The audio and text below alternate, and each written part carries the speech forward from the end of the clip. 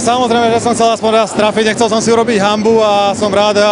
že som trafil aspoň jeden, nakoniec tam spadli dva, jeden bol veľmi tesný a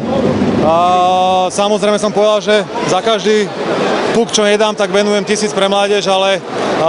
aj keď som 2 dal, tak ja venujem tých 3000 na trenčiansku mládež a budem rád, keď môžem takto pomôcť. Proste ja sa tým živím, aj keď toto je úplne netypické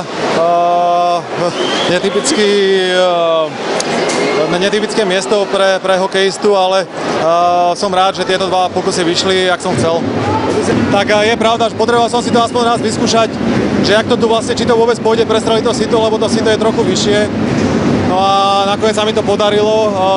zdvihnúť to do takej výšky, aby to padlo na tú modrú čiaru a sa dokozalo do brány. Keď si dopozerám hokej a pôjdem sa rýchlo ešte baliť, lebo zajtra už odlietame potom na dlhý čas zase do Ameriky, tak